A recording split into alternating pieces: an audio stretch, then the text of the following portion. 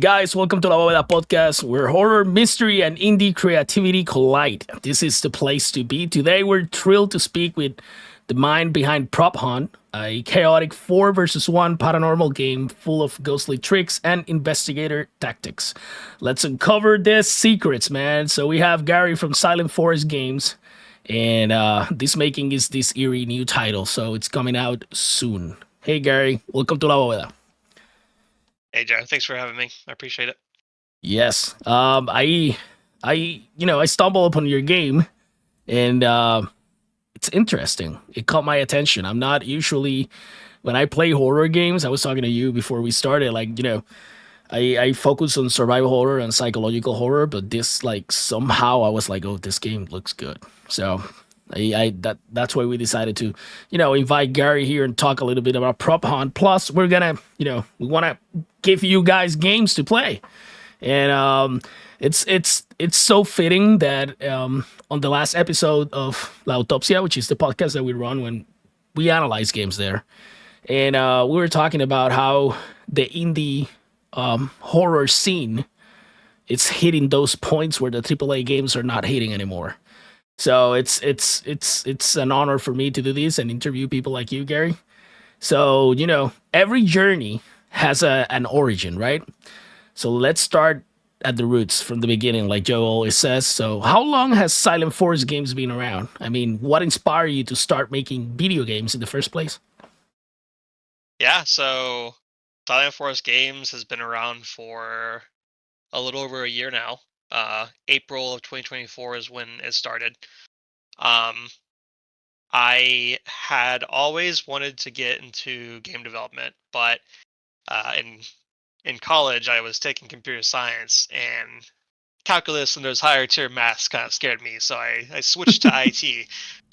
And Yeah, then 10 years later, I'm like, oh, I've picked up some skills with some software development, so let's try to get back into this. And so I picked up some courses for Unreal Engine, and I have a friend that has a lot of experience with Unreal Engine, so he's been a huge help to lean on for guidance and such. But um, yeah, I mean, Prop Hunt, Silent Forest Games, it's been a little over a year now since the inception of the two.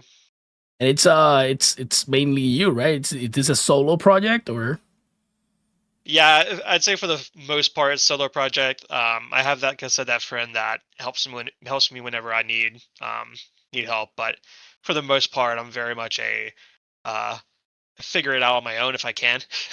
I yeah, hate to be a burden on people, so I feel like a burden sometimes asking for help. But he's always there for me. My wife has helped a little bit with some level design because I knew she'd like getting in there and playing in the engine and building out rooms and such. And then another friend of mine who does a lot of programming helped with some of the haunts that are in the game. So, but yeah, for the most part, full time, I would definitely say it's only me. cool.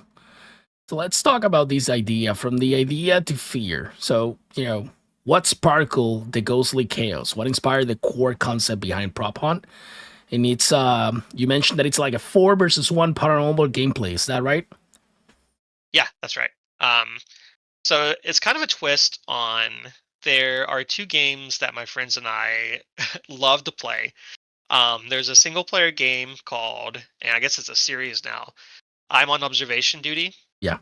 and it's so fun. It's basically just a spot the difference type game with jump scares. And then Prop Hunt, which is a very common popular game. Um, a specific one that we played was called Prop and Seek, which was on Steam for a long time, but I think their servers are down now. So, um, but yeah, one day we were hanging out in Discord, and my friend was like, you know, why hasn't someone made like a combination of the two? Because in observation duty, you're just reporting props that are like anomalies. And that's kind of where I was picking back up on the game dev stuff. And I was like, that sounds really fun. It sounds like a neat little project to get my hands dirty and start learning game development more. So it kind of just bloomed from there. Um, a lot of the ideas that we've had have come from other games. Phasmophobia has been a big. Um, It's a great game. Uh, yeah, it's Yeah, been a big inspiration. Dead by Daylight, some of the mechanics from that have been a big inspiration. So yeah, kind of combining just elements from different multiplayer horror games with the unique gameplay of watching cameras and like reporting anomalies. that's interesting. So if we're pulling the curtain on the gameplay, that's how mainly it works, or can you explain how the main mode works between the ghosts and the investigators? Sure. So the main gameplay is the so 4v1 is four ghosts versus the investigator. Okay, The investigator, their main gameplay is switching between cameras and reporting on. We call them haunts, but it's anomalies, like in observation duty.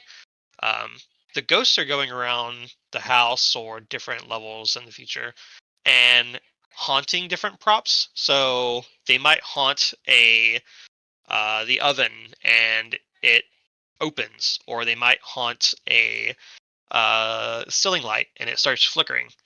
okay, Um, and while these haunts are out and active, they're building ability power to basically destroy the rooms in the house, as well as give them the ability to uh, prank or scare the investigator. So it all kind of ties back to wanting to scare each other, like scare your friends. It's kind of the inverse of the van guy from Phasmophobia. yeah. A friend of mine always plays van guy. He's only ever in the van, and so he never gets scared. And we're like, well, what if That's that was flipped? you know? bro. I used to play Phasmophobia a while ago with some of the followers, and back in the day, I remember just me being trying to be like, I'm gonna go in, I'm gonna go in, and I would scream so loud. I would scream so loud, man. If you look at my streams, I when I really get scared, you'll know. It's like I will scream my lungs out, like and then I start swearing like it's bad. And one of the things that I really point out all the time when we're talking about jump scares, because I just got off today. Like I was trying a key that a developer sent me, and one of the guys was joking in the in the stream. He's like, we shouldn't hire the developers. We should hire their the marketing people, because it's like the marketing was so hot. It was so good. Like I'll look at it, and I was like, I really want to play this game, and then I open the game, and stuff happens, and I'm there, and I'm start losing grip, and then man, I'm starting to like looking like a little bit like, oh, I don't know, guys, you feeling this?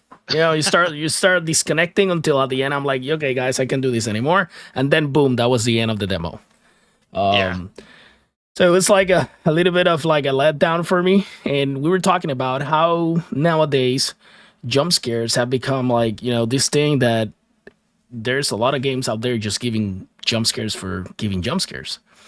Yep. And if there's a reason behind it in this type of like spot the anomaly kind of thing, it kind of makes sense, because you're like, it's like a puzzle thing and you're trying to figure it out.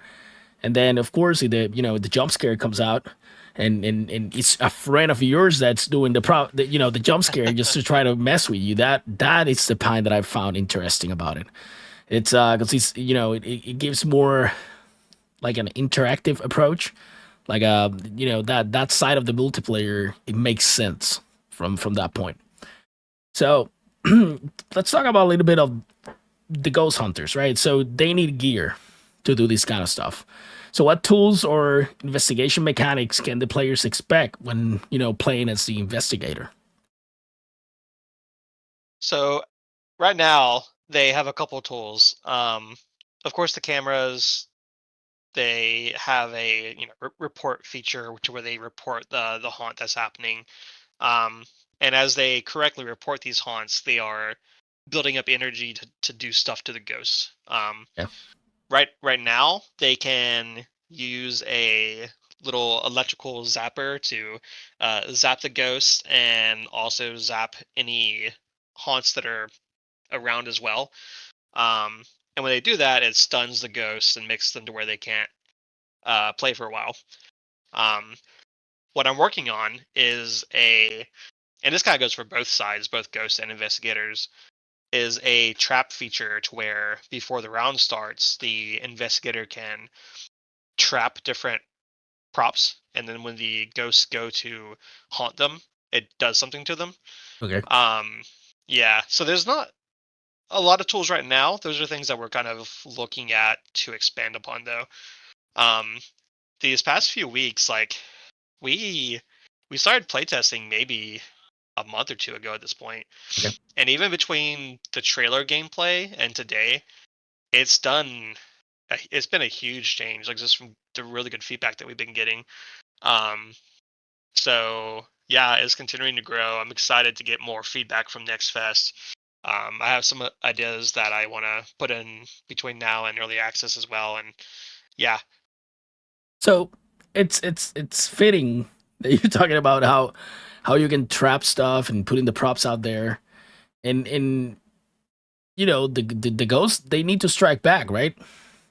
So hmm if you're playing as a ghost, and you know, is there anything besides hunting stuff, like how many, what kind of powers or maybe tactics the players playing as ghosts used to frighten or outplay the investigators? yeah. So there's a couple things. The ghosts also have their own trap, or I call it a scare. Yeah. They can, when they go to haunt something, they can make it to where when it gets reported, that's when something happens to the investigator. Like maybe a jump scare happens, like their ghost model flies out at the camera at them. Kind of more simple stuff like that, as well as their ultimate abilities. So right now, when the ghosts get enough ability power, they can go to where the investigator is set up at, which is a whole different building. Um, and they can go in there and do things like shut off the lights. In the trailer, you see that they steal the mouse of the investigator so that it turns it into a rat, and he has to stand up and go run and look for it. So kind of a mix between silly and scary. There's more silly than scary right now, so a lot of what I'm doing is, yeah, like how do we incorporate more scary things that aren't just jump scares, and once you've seen it once, you're over it. Yeah, you're done. Yeah. Um, so the cast, like if you have, do we have characters? Because sometimes characters make a haunt memorable. So how many, if any, you have like characters or ghost types are currently planned for the early access? So right now, probably four. There's four different ghost models as it stands today, which matches the four ghosts that can be in a match.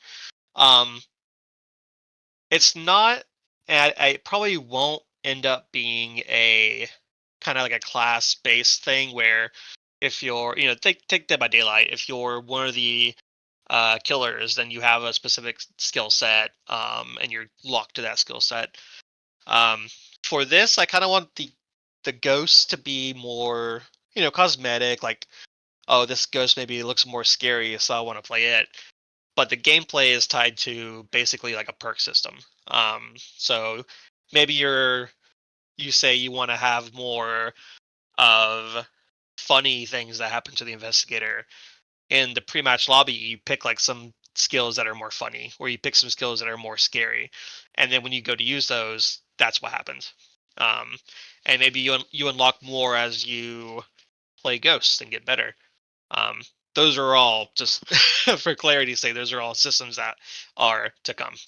The demo doesn't have those, So so this is the but what I'm getting is the vibes that it's just get with your friends to play, and try to mess with each other in some way of the other using either side that you pick. So it's got yeah. it sounds like something that I would definitely play on a Friday night. So replayability, it's replayability nowadays is the soul of long lasting horror games or long lasting games as a whole. What features will you think will help prop hunt engaging over time? So there's two big ones that I think, um, that both do a lot of randomization. Um, right now, when a ghost goes to haunt a prop, it's a random haunt, so they don't get to really choose like, oh, I want this prop to hover or to disappear or to do whatever. It's random what they get. If you, I go back to that game Prop and Seek. The funniest times that we have my friends and I have had in Prop and Seek is you're on this random like inside map and you get assigned a random prop and you're like a water tower. And Wow. you're like trying to hide as this huge object, and it's the funniest thing when people don't see you because it's like hiding in plain sight. And so it's kind of like that. Like you'll be going around haunting things, and sometimes it's a really good haunt that won't be that easy to notice. And then sometimes like the haunt or the prop doubles in size, and you're like, oh shoot. It looks good. um, It sounds but it other than sounds that, good. Sounds because yeah, it has a lot of different elements. Like what I'm picking up, it's not just trying to mess with your friends. It's like you're also hiding for them not to find you, and you there's this you know gamma of perks that you can use to avoid that from happening. But at the same time, you can set up stuff for when the investigator is trying to find you. He gets either scared or he gets like distracted. Maybe I don't know if that's yep, accurate, but and you didn't yeah, that's you know exactly right. that's like hide and seek on steroids, man. Yeah. One of the biggest concerns, and this happens, of course, and I'm on observation duty, is like once you memorize the map, if you're an investigator, like you're going to see haunts because you're going to be like, okay, that trash can is always there, it's Yeah. always closed. So something we're going to look at doing post early access is randomizing props in the different rooms. So maybe there's a toaster in the kitchen in one game that you play, and then the next match there's no toaster, or like there's a red toaster, or uh, something we have right now, cabinets and doors. Um, Especially in the kitchen, those open or close randomly at the start of the match. So if the last match the cabinet started open, they might be closed this match. So it's still like over time you're gonna pick up on those, but I think it gives a little bit more replayability there. So I think that progression in these kind of games it fuels the obsession of players and the need to play, right? Will there be any kind of like skill tree leveling or unlockable abilities for the players? Yeah, yeah. I really want to have like you start up and you play a ghost for the first time, and you can haunt a couple things, and maybe you can do like a very basic like distraction against the hunter. But as you play and get better, maybe you can have perks that you can haunt more things or haunt more often, or maybe you get more involved jump scares or more scary things for the investigator. And I'm saying hunter and investigator interchangeably.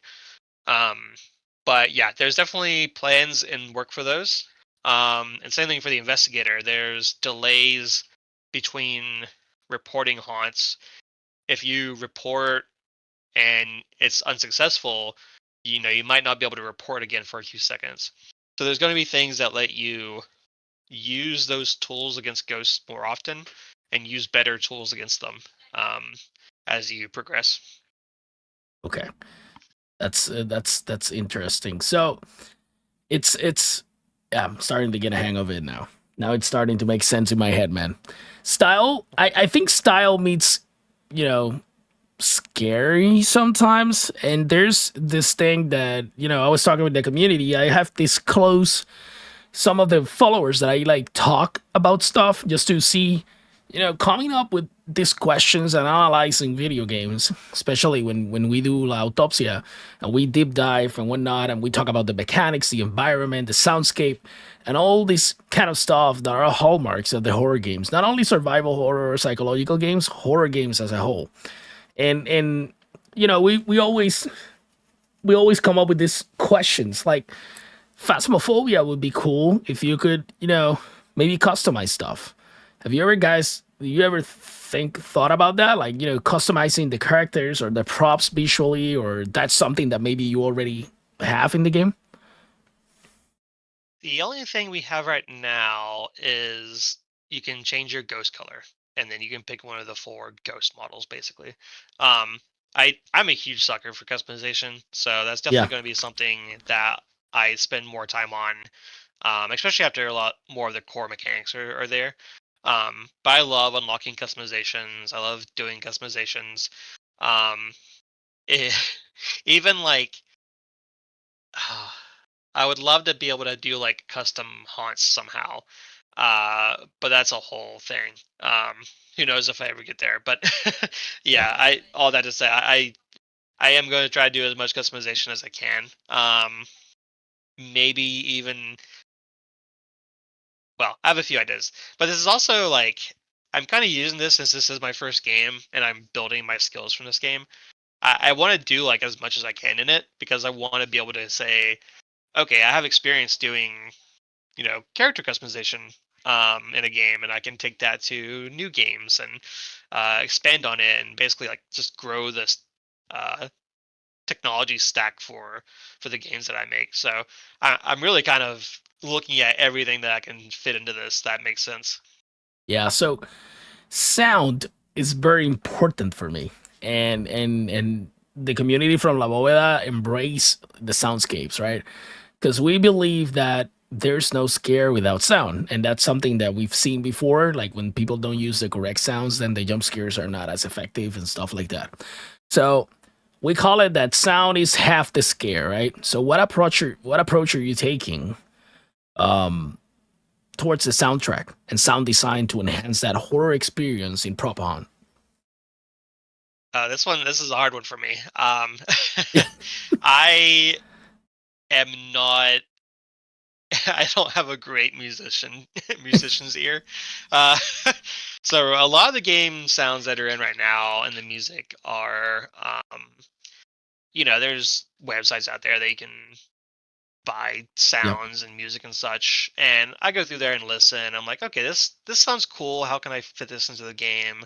Or I'm looking for music in the match and trying to find stuff there, and to jab myself a little bit more, the music that was in the match a couple weeks ago, not only did the marketing people say that it was sad, but also like it made them feel sad, but also one of the feedback that we got from one of the players in the playtest was like, yeah, this is kind of sad music. I feel sad playing this. So there's new music in there now, which I hope does better. uh, but I would say sound and art are the two things. I have like a very logical brain, so when it comes to art stuff, like I'm terrible at it. So those are two things that I'm gonna have to spend a lot of time on, and probably bring in someone that can help me kind of yeah. bring it all together to match better. Because yeah, I would say that would probably be Propon's biggest weakness as of like today. So I just bring these questions about the sound because we a couple of weeks back. I think it's been like 2 months already. We talked with this amazing guy. His name's Joseph, and he's known as Third Echo Sounds. And man, he was talking to me about how he's a sound engineer, right? uh And he was stabbing lasagna with forks just to make squishy sounds for games, and I think he even records the sounds that these tires are making while he's in the highway, and he's always capturing like sounds because he's a fool for like found sound, which is like mhm, the stuff that you hear every day, but you can make scary if you play with them and stuff like that. yeah. And bro, his work is so amazing. He just dropped like an album, and there's one song in there that is just like I heard it and I imagine a complete game. Like my head is still like developing all these ideas, and I told him about it. I'm like, man, that track is great. And then he asked me which one, and it said this one, and he's like, well, yeah, and this one too. And then we started talking, and it's like I think that sound plays that huge part about setting the tone. Like, yeah, I'm a big fan of Resident Evil, and I can't imagine. They played a lot with the silence too, and there's Mhm. there's a lot into that. But the soundscape of those like big games that set the pace for anything that came after it, those games were like Sometimes I'm not even sure that they knew that they were doing it like that. You know what I mean? It's just Yeah, stuff that came to be. It's great. It's great. yeah. I don't know if you've played Expedition 33, but Yeah. that Oh, game's soundtrack is the best. bro, I oh that man. that game is like, I'm gonna be completely honest. I want to play it. I Hmm. haven't because I don't have the time. That's And fair. and Yeah. I don't want to start something and not finish it. But I have two of my followers that are with me like every single day. One of them is playing them, and sometimes I'm working and we're talking, and he's streaming it on the Discord. And it's just everything about it. It's just the mechanics, the soundscape, the story, everything. That game is just perfect. Yeah, I think it's a very, very strong contender for game of the year this year. for sure. And yeah, Yeah. if I could ever make a game that had a soundtrack like that, I'd be Yeah, no, I'd be happy of the life. music is just great. I think they went in full with the whole idea of the painting stuff at the art, so they went in full with Hmm. it, with everything. So For sure. every now that we're talking about that, right? It makes me think about the tone of the game, and all these games, especially horror games, they have a tone. So would you describe Prop Hunt as more comedic horror or psychological terror or a mix of both? Or how would you describe Prop Hunt? I would say a mix of both, leaning towards comical horror. I love psychological horror. I love the you're looking at something and there's something in the shadow but you don't see it, and then like Yeah. you realize later that's there. So I'm trying to incorporate that as much as I can. But the main tone is definitely that comical horror. Like there's gonna be jump scares that happen that's gonna be like, oh, that's scary, but the ghost coming and turning your mouse into a rat and stealing your mouse and you have to run around and chase it. That's the in real life I'd be like, that's psychological horror for real life, but Yeah, yeah, in a yeah. video I game, get it, bro. yeah. It's funny, it's weird, and it has horror elements. Even if it's Yeah. comedic horror, it has something in there, so I like it. So, making people laugh or scream, it's a fine line, right? And you're talking about Uh-huh. it.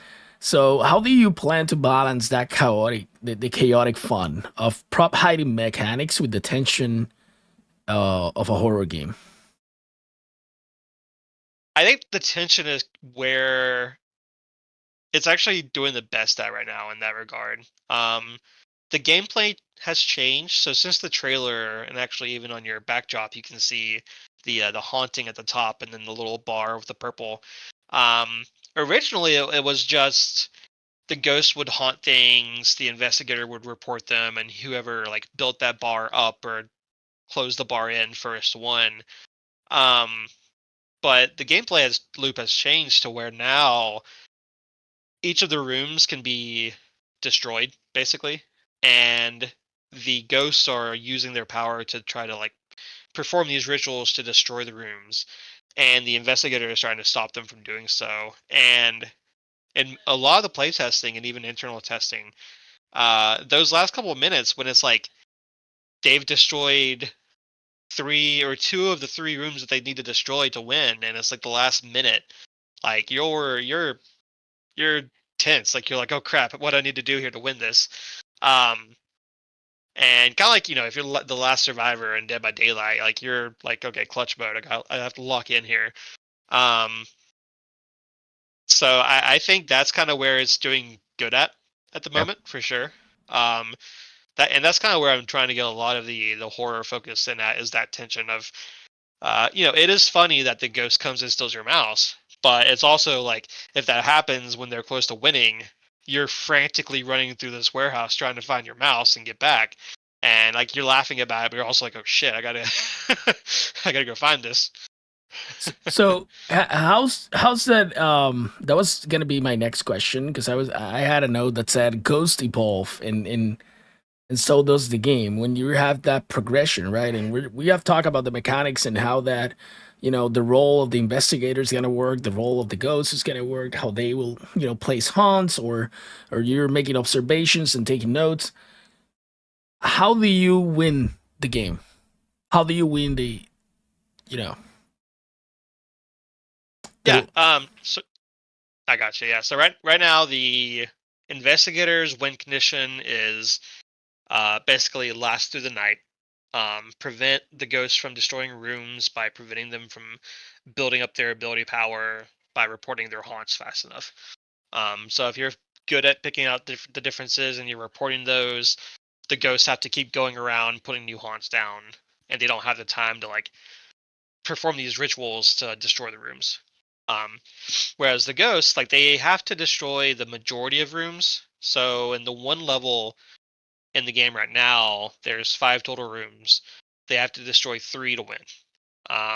The kind of like lore reason behind that is that the ghosts are bringing the paranormal world into the real world. And Okay. so by destroying the majority of rooms, they've kind of encompassed the real world into the paranormal. So if they do that, that's how they win. Um, in the future, an idea that I'm toying with is instead of the investigators win condition being that only time based, um, the investigator is also trying to figure out and learn things about the ghosts and the haunts to do his own ritual to kind of like safeguard the room. Um, I'm trying to think of a good example of that, but yeah, let's say like for example, the kitchen. Um, the ghosts are doing a ritual there, and maybe it's filling up the kitchen with like blood or something. Like maybe there's like a blood dimension that they're bringing over into the real world, and there's hints that the investigator can get to say, okay, they're doing this thing, and I know how to Okay. stop that thing. And if he stops it, that room's safe. And then it's like a tug of war between the investigator is trying to safeguard the majority of rooms, and the Yes, it's ghosts are trying to destroy the majority of rooms. And it's it's kind of it, like the tug of it war. it reminds me a little. It's kind of different, and I like it because you're giving it identity, and that was gonna be my next question. You already answered it. It's like, if you have long term features or modes you hope to add post launch. And that makes a lot of sense because it makes me feel like, that sensation when you're playing Phasmophobia, you're trying to identify which type of ghost it is, because then you have these Mm, perks to fight the ghost. And you know what you need to do. So, but in this case, it's the type of haunt that they're doing. So the type of thing that they're doing, bring it in. So there's certain ways of maybe fighting that back to prevent it. That's yes, there's something special there. yeah. I can see it. I can see it. So I have a couple questions in here. We're getting to that final stretch, and I would just I have some weird questions that I do to our guests here, and they're not that weird. It's just like we want to know the people behind the games. So Sure. what's your favorite horror game of all time? Oh, favorite of all time. Um, Yeah, that's a thing now. Everybody wants to, the goat. so there's one that is like my real answer, and then there's another that is close to being the real answer, but it's kind of too. It's more funny horror, whereas my real answer is more like horror. Okay. Um, I don't know if you ever played Dino Crisis. Yes.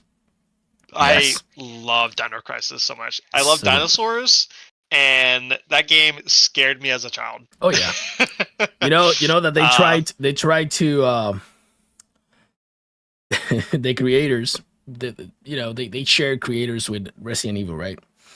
uh, And they already added the survival horror genre. It came to be because of Resident Evil. Even though that there were games that had some features that they incorporated to create the survival horror, they're known as the father. Resident Evil is the father of mhm. survival horror. So Dino Crisis, he came out, the developer came out and he was like, oh, this is gonna be panic horror, and doesn't work like that. We don't get to name stuff. Stuff gets named by the people. Right. Yep. So until this, as far as I know, if anyone knows anything different, just drop it in the comments. But as far as I know, it's still survival horror. It's the same thing. Now, Dino Crisis 2, that's leaning more towards arcade. I still love it. I think it's a Yep. great game. but it's a completely different formula from one. Yep. And my follow up, and I hope you've played this because it's hilarious. Is Rat Shaker. Oh yeah. Oh my god. That's like it's what I've got like weird games that I go to. And the goat simulator? Yeah. Yep. I don't know why. I just like I love just putting the horns to the nuke. I just love it. Just go do it and you just bounce the goat against cars and stuff. It's just fun. So I can totally understand Rat Shaker. There's what's it, the latest one that came out? It's the squirrel with a gun. Oh yeah. Oh my god, that's so fun, bro. It's so fun. So fun. Sometimes nonsense and simplicity is just the way to go and have fun. So, do you think I'm gonna give you choices, and you give me your answer? Jump scares or slow burn horror? I like slow burn. Slow burn? Good. Yeah. So, let's say Silent Hill or Resident Evil. Let's see. Everybody hates that question. Well, I've never played Resident Evil, like I said, so Oof. gonna have to be Silent Hill. You have some work to do there, buddy. It's I do. I'm sorry. last Get one. so much shade. Last one. Would you spend the night in a haunted asylum for 10 grand? What do I have with me? Do I have anything with me? You have nothing. You need to spend the house in there by yourself. And I'm alone. You're alone. For 10 grand, probably not. Buddy, I'll do it. Probably not. I'll do it for 100 just for the thrill. Right, yeah. Just for the thrill.